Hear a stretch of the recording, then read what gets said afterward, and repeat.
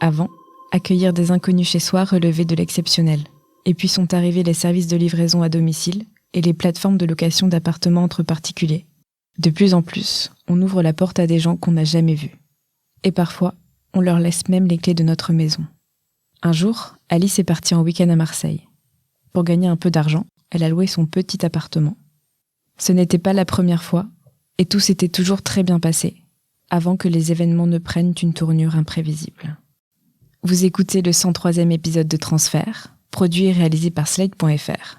Cette histoire a été recueillie par Rudy Sada.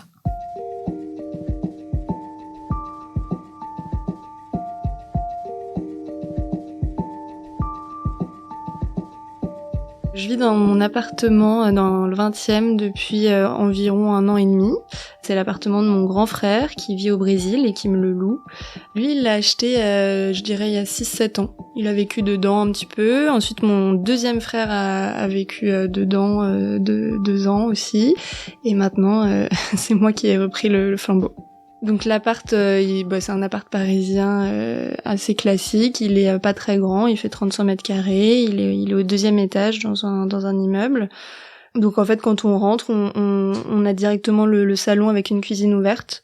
Et puis au fond, il y a la chambre avec une petite salle de bain à côté de la chambre.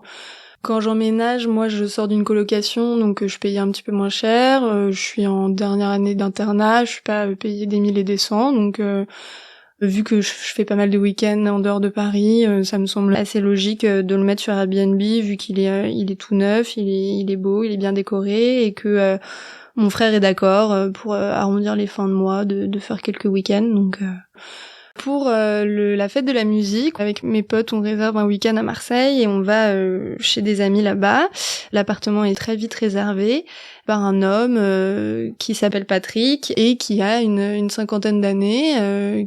Je me souviens pas très bien avoir regardé son profil sur Airbnb, mais en tout cas, il avait déjà fait des réservations, je crois. C'est une réservation instantanée, donc de toute façon, moi, je le choisis pas, il choisit. Et puis, il m'envoie un texto pour avoir un petit peu plus d'infos sur l'appartement. C'est vrai que comme moi, tout se fait par Airbnb, et puis la veille, ils reçoivent le code et tout ça. Ça m'ennuie un peu de répondre. Enfin voilà, il m'envoie plusieurs SMS pour avoir le code, savoir exactement quel étage, poser plusieurs questions sur l'appartement, savoir à quelle distance il se situe par rapport à Gare de Lyon. Finalement, il me dit dans un texto, je suis médecin, je viens pour un congrès à Paris, il me raconte un peu sa vie, donc j'habite à Montpellier, je vais venir pour le week-end. Et puis il me demande si c'est pas plus simple qu'on s'appelle 5 minutes. Et donc finalement, le mardi soir, en début de semaine, avant qu'il arrive, on s'appelle 5-10 minutes parce qu'il me redemandait quelques petits détails. On papote vite fait parce que je lui dis que je suis aussi médecin. Il avait l'air très gentil, très propre sur lui, et il me demande à la fin comment on va faire pour que je reprenne les clés. Et je lui dis moi je serai en week-end à Marseille et je rentrerai que le lundi, donc faut que vous laissiez les clés dans la boîte aux lettres. C'est ce qu'on a fait la dernière fois, ça se passe très bien. Il tique là-dessus et en fait ça lui convenait pas, il était pas très serein avec ça. Il me dit ouais, moi j'ai déjà eu des soucis avec d'autres locations où j'avais laissé la clé dans la boîte aux lettres, puis ensuite on m'a reproché des choses que j'avais pas cassées dans l'appartement, donc j'aimerais bien quand même qu'on se soit en main propre, comme ça on fait vite fait un état des lieux, parce que j'ai déjà eu des soucis avec Airbnb et d'autres locations. Et je lui dis non, je suis désolée, pour le coup là il y aura pas d'autres moyens de faire, donc c'est ça ou rien, et si ça vous va pas, vous pouvez annuler la réservation. Et bon, il me dit non, ok, c'est bon, on va faire comme ça, je laisserai les clés dans la boîte aux lettres. Puis après, donc le vendredi arrive, donc j'avais loué l'appartement du vendredi au dimanche, et donc je pars en week-end vendredi après-midi à Marseille, et en fait j'étais très en retard pour partir, j'allais louper mon train, et donc je sors de mon appart très vite avec ma valise, et en fait je le croise juste devant l'immeuble, dans la rue. Enfin, je vois un homme sortir d'un taxi en costard, cravate, un peu bronzé, les cheveux grisonnants. Enfin voilà, je le vois avec une petite bagage cabine, et donc je comprends que c'est lui qui arrive. Et moi, j'étais tellement pressée que je lui ai même pas parlé, mais je suis partie en courant en disant les clés sont chez la gardienne, bon week-end. Et donc je pars en courant. Et donc là, je m'installe dans le train. Et puis je vais à Marseille, et donc en arrivant à Marseille, je lui envoie juste un texto en demandant est-ce qu'il était bien installé, en lui donnant le code du Wi-Fi, et Voilà, juste pour m'assurer qu'il était bien arrivé dans l'appartement, bon, sachant qu'il m'avait quand même écrit pas mal de textos, je m'attendais à ce qu'il réponde, mais donc finalement il m'a jamais répondu. Et je me souviens le soir ou le lendemain, j'avais dit à ma pote, il m'a bien saoulée avec plein de détails, et par contre là, je lui demande juste est-ce qu'il est bien arrivé, il est même pas capable de me répondre, c'est pas très sympa.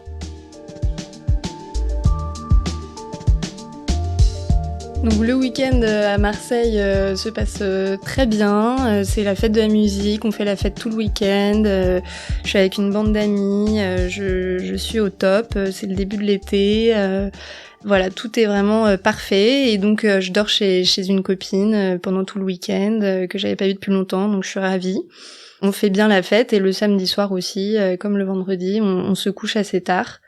Et donc le dimanche matin, on s'est quand même couché à 5 ou 6 heures, on a bien arrosé la soirée, et je sais pas pourquoi, j'arrive pas à faire une grasse matinée, et je me réveille à 9 heures avec une boule dans le ventre et un truc inexplicable, une espèce de boule d'angoisse qui fait que j'arrive pas à me rendormir sans savoir l'expliquer. Sachant que je suis pas du tout quelqu'un qui est très psychique, qui croit... Je suis très terre à terre en tout cas, donc c'est vrai que je fais pas de lien, je réfléchis pas spécialement à quelque chose d'autre, et juste ma pote me voit réveillée, elle me dit, elle dort encore à moitié, elle me dit ça va pas, et je lui dis je sais pas ce que j'ai, j'arrive pas à m'endormir, j'ai une boule dans le ventre, elle me dit mais qu'est-ce que c'est, elle me demande si c'est mon copain, je fais non, tout va très bien, je sais pas, c'est trop bizarre. En tout cas j'essaye de m'endormir, et je lui dis toi rendors-toi. Donc je reste un peu comme ça dans le lit pendant 1 heure. Et puis vers 10 heures, mon téléphone sonne. C'est la femme de mon locataire Airbnb qui est inquiète et qui m'appelle parce qu'elle a pas eu de nouvelles depuis 2 jours. Et donc elle me demande est-ce que je suis dans mon appartement, est-ce que j'ai des nouvelles, voilà. Et donc je lui dis non, moi j'étais pas là tout le week-end, mais en tout cas il est bien arrivé vendredi, peut-être que il s'est fait voler son portable, ou peut-être qu'il a plus son chargeur, ou j'en sais rien, vous inquiétez pas, il va arriver. Enfin bon, honnêtement, elle m'appelle à 10 heures un dimanche, gérer les histoires de mon Airbnb, ça m'intéresse bof, et en plus je me dis bon, si ça se trouve il est avec sa maîtresse pour le week-end à Paris, enfin j'en sais rien, je me dis j'ai pas du tout envie de me mêler de leur vie, donc je la rassure vite fait, puis je raccroche. Mais bon, elle est vraiment inquiète, et surtout elle a pas l'air, elle a l'air de quelqu'un de normal au téléphone, et elle me dit nous on se parle tous les jours, donc c'est vraiment inhabituel que j'ai pas de nouvelles depuis 2 jours. Elle se met à vraiment me rappeler plusieurs fois dans l'heure, au moins 3 fois, et elle me demande est-ce que quelqu'un peut passer, est-ce que moi en tout cas je vais passer, et sinon est-ce que quelqu'un peut passer, elle insiste, et elle me demande si la gardienne peut passer. Moi, je suis quand même arrivée dans mon appartement depuis quelques mois. Je connais ma gardienne de vue, mais j'ai pas son numéro. Surtout, on est dimanche. Je sais qu'elle travaille pas le dimanche. Donc, je lui dis non, ma gardienne, elle travaille pas, on peut pas. Et elle me dit, moi, je peux l'appeler. Et je lui dis non, j'ai pas son numéro. Elle me dit mais moi, je l'ai. Il m'a appelé depuis la loge quand il est arrivé. Et donc, je dis ah bon, en effet, j'avais laissé les clés chez la gardienne. Bon, ok, je dis ah, peut-être il vous a appelé en arrivant. Je sais même plus si j'ai dit essayer d'appeler ou pas, ou voilà, en tout cas je crois qu'elle a essayé d'appeler et ça n'a pas répondu, donc tout ça s'était vite réglé, et donc très vite elle me redemande quelqu'un peut passer. Quand elle m'appelle, je me suis quand même fait la réflexion, dis donc, il a donné mon numéro à sa femme, moi quand je vais dans un Airbnb, je transmets pas le numéro du propriétaire à mes parents ou à mon copain, j'appelle pas spécialement de chez la gardienne, je me dis bon, elle a beaucoup de numéros, et c'est un peu bizarre. Et donc là, je comprends qu'en fait, elle va me gâcher un peu ma journée. Et qu'en plus, elle est hyper inquiète, donc au bout d'un moment, je me dis, bon, quand même, il faut faire quelque chose. J'appelle mon autre frère, qui vit à Paris, qui a déjà vécu dans cet appartement avant, qui n'a pas les clés, mais donc qui connaît très bien l'appartement. Et donc je lui dis, est-ce que je suis vraiment désolée, je rigole à moitié, nerveusement, je lui dis, je suis désolée, la femme de mon locataire Airbnb insiste lourdement, elle arrête pas de m'appeler depuis ce matin, elle veut absolument qu'on aille voir parce qu'elle a pas de nouvelles de son mari, et moi je peux pas, je rentre que demain, est-ce que tu pourrais passer, machin. Lui, il me dit non, non, c'est mort, dans 1 heure j'ai ma compète de swing, je vais pas aller dans le 20e là maintenant, non. Et donc j'insiste, je lui dis s'il te plaît, enfin en vrai je voyais pas à qui demander d'autre, et donc je lui dis s'il te plaît, je te paye le Uber, vas-y, c'est un petit détour, vas-y sur ton chemin et tout. Et donc on insiste et voilà. Entre-temps, donc la dame me rappelle, et donc je lui dis j'ai envoyé mon frère, je vous tiens au courant. En tout cas, si ça se trouve, d'ici là, il va peut-être arriver à Montpellier, parce que moi, il m'avait pas donné son horaire de train, mais en tout cas, il était censé avoir quitté le logement à 11h, et il était déjà bien plus de 11h. Une fois que mon frère a accepté, moi, je la tiens au courant que j'ai envoyé mon frère, et donc après, je lui dis, c'est moi qui vous rappelle. Donc elle est soulagée, elle me dit merci beaucoup, elle est toujours très inquiète, et elle me dit merci, tenez-moi au courant. Il y a quand même 1 heure qui va se dérouler, donc je sais pas, il doit être à peu près midi à ce moment-là, et donc mon frère arrive devant l'immeuble, et donc il m'appelle pour avoir les codes, on reste au téléphone, donc il passe la première grille, il passe la cour, il passe le deuxième grille, et puis il regarde dans la boîte aux lettres parce qu'il a les clés, et il voit qu'il n'y a pas la clé de l'appartement. Moi je suis au téléphone, je fais si, il était censé laisser les clés, bon, donc là je commence à être vraiment... à moitié en gueule de bois, à moitié fatiguée, à moitié stressée, à rien comprendre et à gérer ça depuis Marseille. Donc voilà, entre-temps en plus on était dans la voiture, on allait quand même déjeuner sur un resto sur la plage, donc j'étais pas du tout dans cette ambiance-là, et j'avais juste envie que ça se règle, et ça commençait à me taper sur les nerfs. Et donc je lui dis ok, c'est pas dans la boîte aux lettres, vas-y monte, peut-être qu'il a pas compris, enfin je sais pas, monte. Et donc il monte au 2e étage. Mon frère voit que les clés sont sous le paillasson, donc c'est pas normal. Moi, je suis un peu nerveuse aussi, et la femme était quand même hyper inquiète. Et donc là, mon frère, il me dit c'est quoi ce délire, j'ai même pas envie d'ouvrir là. C'est quoi ce bordel? Et je lui dis je sais pas. On avait un peu un fou rire nerveux. Je lui dis sinon appelle la police. Mais enfin, qu'est-ce que tu vas leur dire? Enfin. Faut que t'ouvres là, enfin si ça se trouve il va pas bien, il est peut-être à l'intérieur, enfin je sais pas, en tout cas il était 13h, il était plus censé être là, il y avait les clés sous le paillasson, et sa femme, il était toujours pas rentré à Montpellier, donc il fallait faire quelque chose, et j'avoue que j'ai un peu forcé Clément à ouvrir la porte, mais qu'il fallait savoir.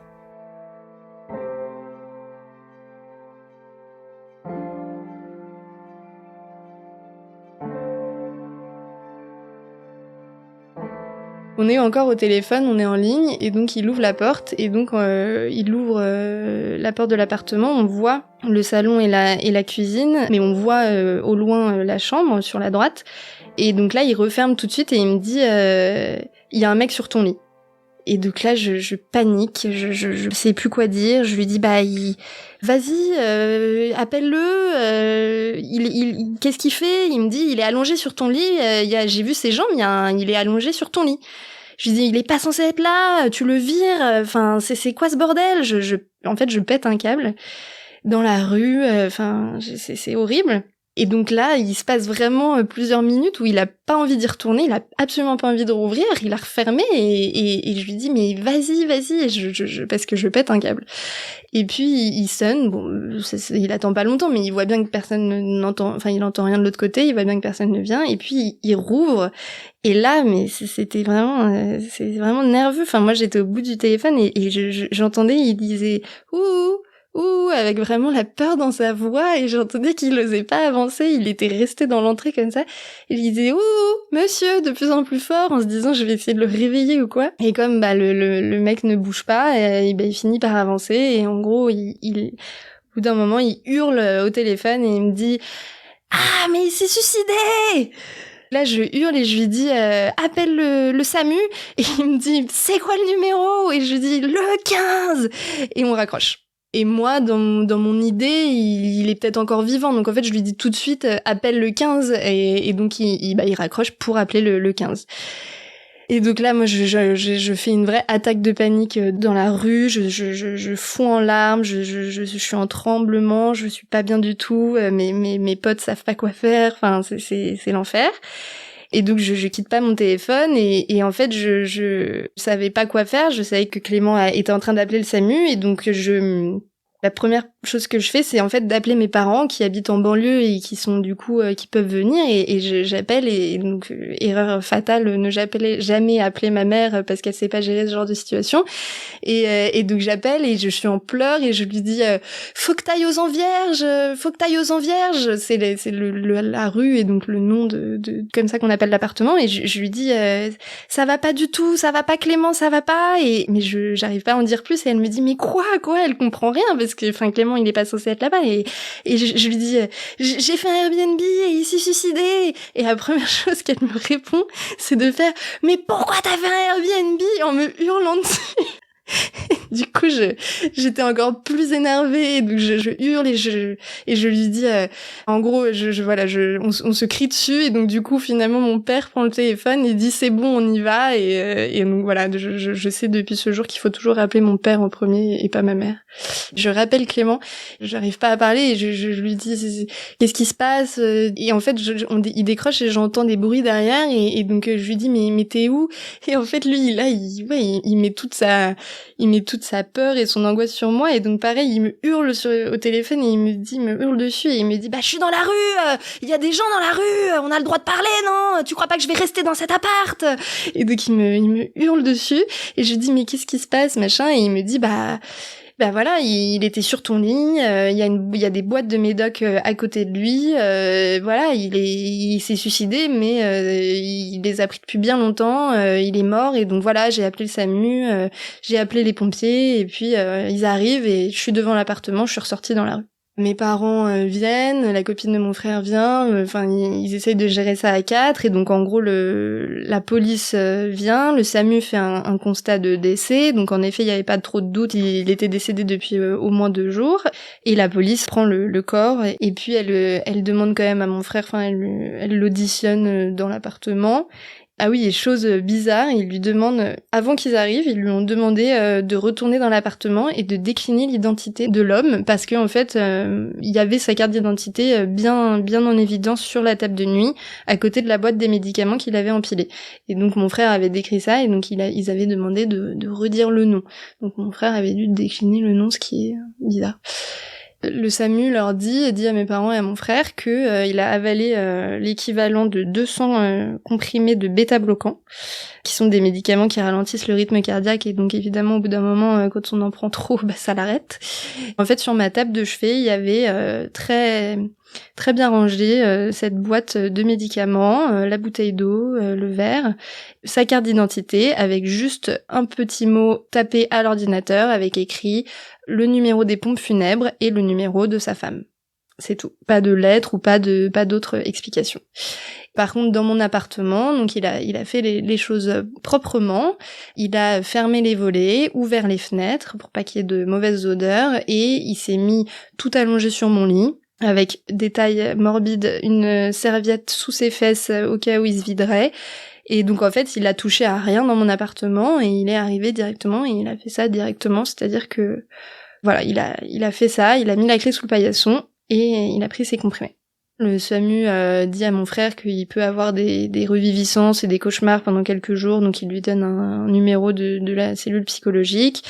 La police leur dit qu'ils vont prendre les clés et que mon appart, je vais pas pouvoir y retourner pendant au moins 5 jours vu que c'est un lieu de décès, on sait pas, donc ils ferment l'appartement et puis ils ont pris les clés. Et donc moi, j'ai mes parents au téléphone et voilà, ils me disent, bah là, du coup, pendant 5 jours, non, tu retourneras pas dans l'appart, ils ont pris les clés. Donc à ce moment-là, donc moi je suis à Marseille sans appart, mais c'est pas ça le problème. Le problème c'est qu'à ce moment-là, en fait, la femme du coup de ce monsieur, attend que je la rappelle. Et puis comme je la rappelle pas, c'est elle qui me rappelle parce que moi évidemment maintenant que je sais ça, je ne la rappelle pas. Et puis les policiers m'ont dit à mes parents que c'était absolument pas à moi d'annoncer ça, qu'on annonçait ce genre de nouvelles en personne et donc qu'il fallait qu'ils appellent les policiers de Montpellier, qui se déplacent et qu'ils aillent au domicile de sa femme pour lui annoncer en personne.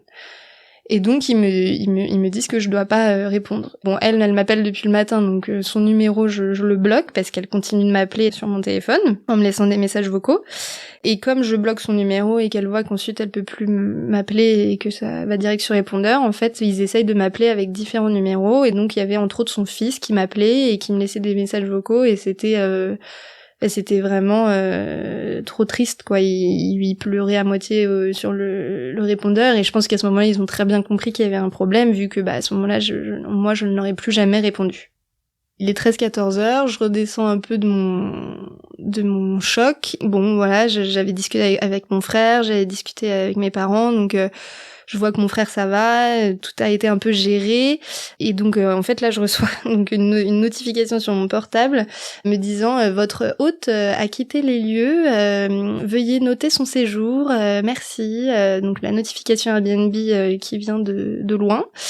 Et là, je me dis, je reçois son paiement. Enfin, voilà, c'était très très morbide, et je pète un câble et je les appelle en fait, mais vraiment, mais bon, c'est pas de leur faute, mais je hurle au téléphone et je pleurais en même temps, et en fait, ils comprennent qu'il faut me passer à quelqu'un d'autre et qu'il faut gérer ça. C'est pas eux qui peuvent gérer ça parce qu'on est dimanche et que là, le personnel qui me répond n'est pas en mesure de gérer ça. Et donc en fait, ils me passent à des sections, je pense qu'ils sont responsables de ça chez eux, et ils me passent des sections d'urgence. Mais donc je finis par avoir quelqu'un qui était à Dublin et à qui je dois parler anglais pour expliquer. Donc je suis à moitié en train de pleurer, à moitié en train de dire en anglais que quelqu'un s'est suicidé chez moi, voilà. Et donc ensuite, bon, pour le coup, ils sont réactifs et ils me répondent et ils me disent, on peut prendre en charge plusieurs frais, qu'est-ce que vous voulez, enfin voilà, donc on discute. Donc évidemment, je leur dis, vous clôturez mon compte, vous enlevez toutes mes réservations, je veux plus jamais quelqu'un chez moi, enfin voilà, déjà vous annulez tout, évidemment sans frais, enfin voilà.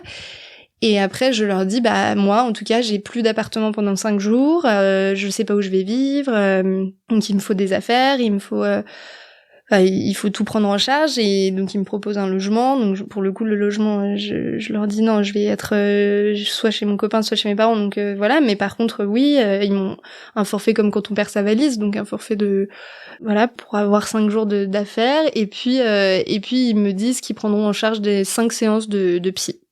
Donc plutôt réglo, et je leur dis aussi aussi évidemment que je veux jeter mon lit, que je ne veux plus jamais voir ce lit, que je vais le jeter, et que c'est un lit où il y a des coffres en dessous, enfin ça coûte finalement assez cher de se faire livrer, machin, donc voilà. Donc ils me disent OK, vous faites tout, vous nous enverrez les factures, et voilà. Je sais plus s'ils me disent que c'est pas la première fois ou pas, mais en tout cas, je le comprends parce qu'ils me passent la section responsable des choses un peu exceptionnelles. Et donc oui, non, si, ils me disent que c'est pas la première fois que ça arrive, mais après, ils ont pas l'air non plus de gérer ça tous les jours. Moi, je suis vraiment tellement énervée contre lui à ce moment-là que je suis pas du tout rassurée de me dire que c'est déjà arrivé. Enfin, ça me change rien. Et donc en fait, moi je suis très remontée parce que je me dis, mais pourquoi il a fait ça chez moi, pourquoi il a choisi mon appartement, pourquoi c'est horrible, mais pourquoi il est pas allé faire ça dans une chambre d'hôtel, c'est des endroits impersonnels, on donne sa carte bleue et puis on fait ce qu'on veut dans une chambre, et au moins ça c'est moins traumatisant et on n'a pas à revivre dans l'appartement. Enfin, en fait, à ce moment-là, je me dis, si ça se trouve, je vais plus jamais pouvoir revivre chez moi, et donc je suis dépitée et vraiment en colère, et je me dis, mais c'est déjà un geste égoïste de base pour sa famille et pour voilà, mais c'est ok, c'est très triste, c'est un appel à l'aide, mais je me dis pourquoi il m'a fait ça à moi en plus. Moi, je suis dans la colère parce que cet appartement, je l'adore, je viens d'emménager, que il appartient à mon frère, donc déjà je stresse de devoir lui dire ce qui s'est passé, de devoir l'appeler au Brésil pour ça. Et donc je suis en colère contre lui parce que en plus je me dis il m'a appelé, je l'ai croisé dans la rue, enfin je me rends compte que c'était peut-être complètement prémédité, et je me dis comment on peut faire ça, comment en arrivant dans mon appartement, en voyant un petit appart bien décoré d'une fille qui vit seule, jeune, avec mes petites photos sur le mur, enfin franchement comment il a pu me faire ça. Après évidemment je pense qu'il en était pas dans cet état d'esprit-là, et il était déjà dans son acte, mais il a pas fait attention, et voilà. Mais je me dis vraiment à ce moment-là, ouais, c'est vraiment égoïste, et il aurait pu faire ça ailleurs. Et puis avec ma famille, c'est drôle parce qu'il s'est créé un espèce de truc où on a essayé très vite du coup de briser un peu l'ambiance glauque de l'histoire et on a réussi assez rapidement à se mettre à distance et à en rire un petit peu entre guillemets. Voilà, on l'a surnommé le Maccabée, même si c'est pas drôle, mais en fait moi le seul moyen que j'avais de rire de cette histoire et de pas rentrer là-dedans et de me dire que je pouvais revivre dans mon appart, c'était de pas du tout laisser ce mec me gâcher ma vie. Et donc on a réussi à en rire avec Clément, avec avec Guillaume, et voilà.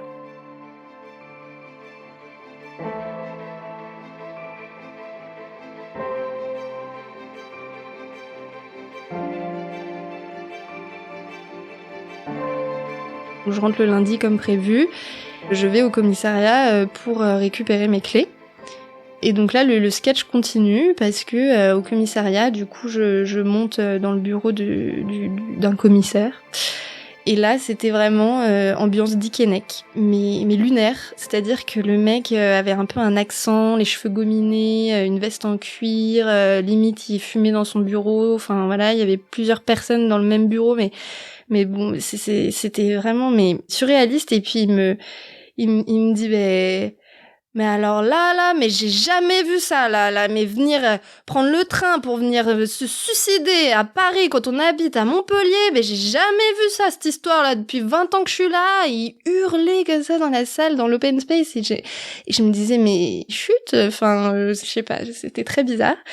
Il avait aucun tact, il me disait, vous voulez voir les photos? Ah bah ça c'est les photos. Je disais non, j'ai pas, heureusement déjà j'ai pas vu ça, donc je veux surtout pas voir des photos, voilà.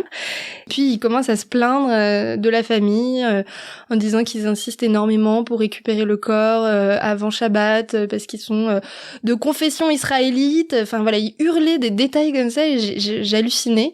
Voilà, il dit que la femme est très insistante et que en fait elle est venue le matin avant moi et que apparemment elle est tombée des nues, qu'elle s'y attendait pas du tout, qu'elle n'y croyait pas jusqu'à ce qu'elle ait vu la carte d'identité parce qu'il y avait pas de signe avant-coureur et que c'était pas quelqu'un de dépressif et que et donc c'est très triste. Donc bref, en tout cas il me raconte toute sa vie et toute la vie de la personne, et donc il me dit qu'il me rendra les clés le jeudi. Entre-temps, du coup, je reste chez mon copain. Donc là, on organise un peu des travaux avec ma mère, on appelle des peintres et tout ça parce qu'on sait qu'on va vouloir refaire quelques petits travaux dans l'appartement. Juste des peintures et puis changer le lit, mais au moins changer un peu l'ambiance parce que moi là, je me dis ça va être quand même compliqué un peu déjà c'est la première fois que je vis seule, mais en plus ça va être un peu compliqué de revenir dans l'appart. Moi évidemment j'appréhende le retour dans mon appartement. On m'a rendu les clés, mais je sais que je vais pas du tout y retourner tout de suite. J'avais dit que je redormirai pas du tout de suite, mais je veux juste récupérer des habits, je veux ouvrir au peintre et tout ça, mais je sais que je vais pas y aller seule, et ma mère évidemment va pas non plus me laisser seule, et donc elle vient à Paris et on récupère les clés au commissariat et puis on remonte chez moi. Quand on arrive devant chez moi, en fait, on tombe sur ma gardienne tout de suite, et ma gardienne, elle est drôle, elle était d'origine polonaise, un peu avec un accent, et elle était mais dépitée quoi, elle était limite au bord des larmes. Et elle me dit, mais c'est tellement triste ce qui vient de se passer, mais mon Dieu, mais le pauvre. Et on se regarde avec ma mère et on comprenait pas, et elle dit, mais c'est horrible. Et bon, on se dit, oui, c'est horrible, mais elle arrêtait pas de dire, mais quelle belle personne, oh là là, mon Dieu, le pauvre. Et on se dit, mais qu'est-ce qui s'est passé, quoi? Et en fait, elle nous raconte que, en arrivant, quand on s'est croisés très vite et que moi je suis partie, lui, il a récupéré les clés à la loge, et puis il a tchatché la gardienne, il a papoté, et puis il a demandé où était la pharmacie la plus proche, et elle, du coup, elle lui a indiqué la pharmacie la plus proche, ils ont un peu papoté, elle lui a dit faites un tour aussi vers le parc de Belleville, où vous allez voir, c'est très beau au bout de la rue, et donc... Voilà, c'est comme ça qu'il a chopé son numéro, il a passé un coup de fil à sa femme, etc. Et puis en fait, il est allé à la pharmacie, donc je pense acheter ses bêta-bloquants. Il a fait un petit tour dans le quartier, et il est revenu, apparemment il était aux anges, ravi, et il lui avait même acheté des fleurs pour la remercier de lui avoir indiqué 2-3 trucs dans le quartier. Et donc voilà, donc elle a vraiment le souvenir de quelqu'un d'adorable. Et le dimanche, elle était pas là, donc en fait elle a... Enfin, elle a juste cru que il était décédé sur mon lit, je sais pas, d'une crise cardiaque et qu'il s'était pas suicidé. Et donc là, en fait, je me rends compte avec ce que me dit la gardienne que ça va beaucoup plus loin que ce que je pensais, parce qu'en fait, il avait tout calculé. C'est-à-dire qu'il il voulait absolument que quelqu'un le retrouve. C'est pour ça qu'il m'avait quand même, il avait insisté pour pas que il laisse juste les clés dans la boîte aux lettres et que je rentre bien le dimanche, etc. Il avait donné mon numéro à sa femme. Il avait fait exprès d'appeler depuis chez la gardienne pour qu'elle ait le numéro de la gardienne. Donc je me dis, ok, il a préparé le truc dans les moindres détails. Et dans ces cas-là, enfin, je veux dire, mais pourquoi il vient à Paris pour faire ça? Enfin, ça c'est le seul truc où je n'ai jamais compris et je comprendrai jamais pourquoi il est venu dans mon appartement faire ça. Mais en tout cas, il avait réfléchi à tout. On finit par monter avec ma mère et donc on ouvre et là, on a eu la bonne surprise de voir que en fait les flics étaient partis en laissant tout en place. Donc en gros, il y avait sa valise ouverte en grand sur mon canapé, ses chaussures, le verre d'eau avec la bouteille d'eau sur ma table de chevet encore. Donc en gros, ils avaient juste repris le corps et au moins enlevé les bêta-bloquants.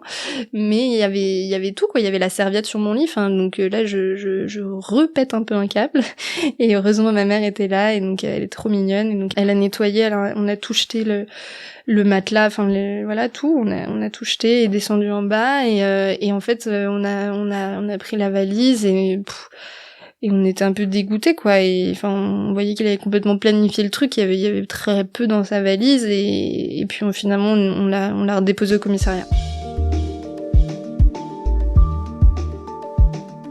Ce qui m'a vraiment énervée dans le fait de rentrer chez moi, de voir les affaires et tout ça, c'est que moi j'avais réussi à le mettre à distance parce que j'avais la chance de pas avoir vu le corps et bon, malheureusement c'est mon frère, mais voilà, moi j'avais à vivre dans l'appartement donc j'étais déjà contente de pas avoir dû voir ça, donc là voir les affaires, j'ai trouvé ça pas très respectueux. Enfin, je me disais que la police avait quand même un petit minimum nettoyé les 2-3 affaires qui restaient. Enfin, il y avait très peu, mais je veux dire ça prend 2 secondes de prendre la valise avec.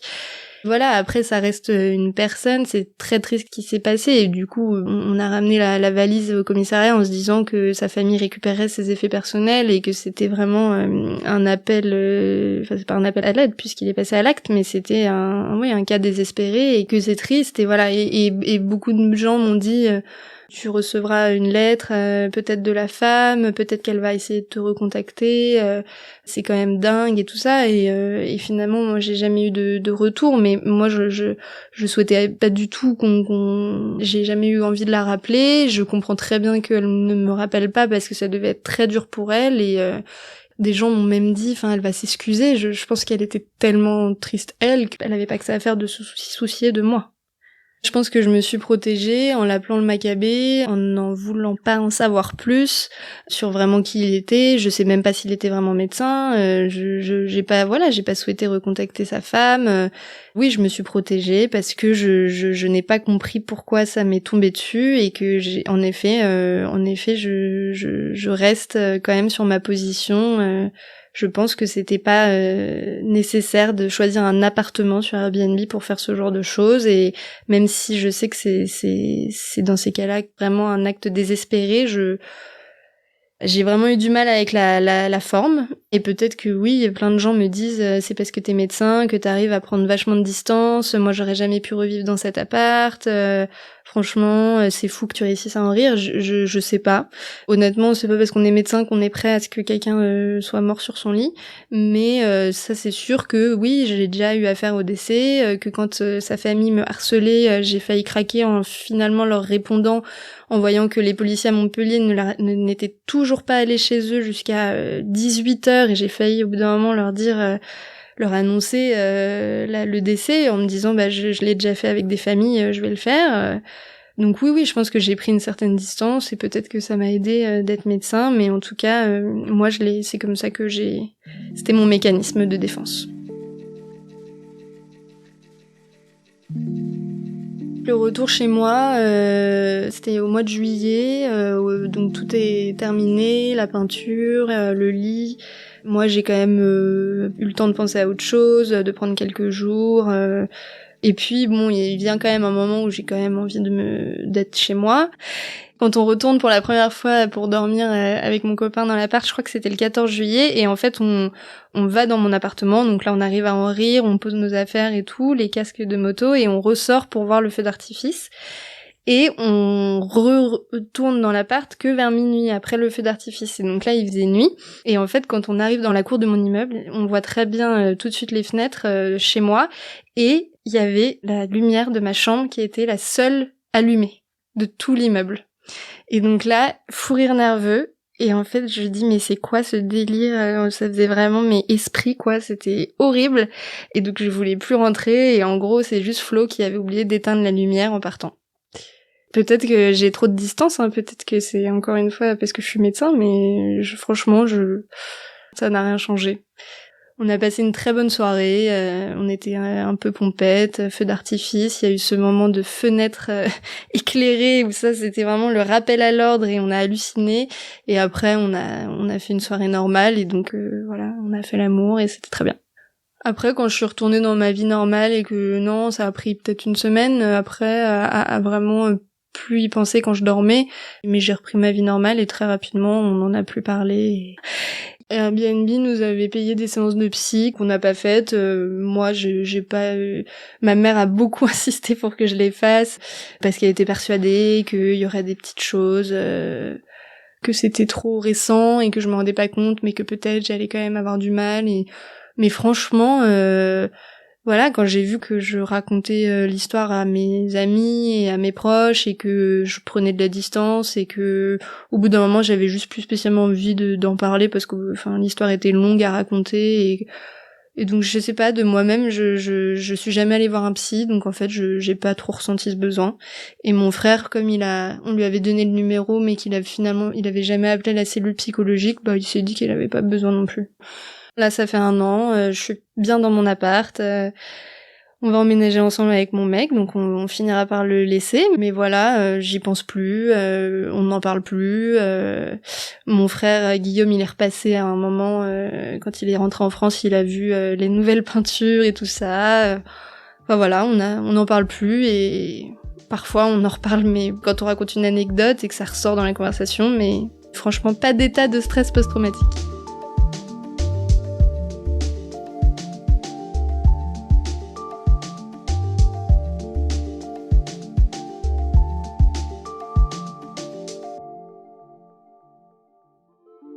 Vous venez d'écouter le 103e épisode de Transfert. Cet épisode est signé Rudy Sada. Il a été produit et réalisé par Slate.fr sous la direction de Christophe Caron et Benjamin Septem-Ours, avec Sarah Koskiewicz et Aurélie Rodriguez. La musique est signée Sable Blanc. Retrouvez l'intégralité des épisodes de Transfert sur Slate.fr ou sur votre application de podcast préférée.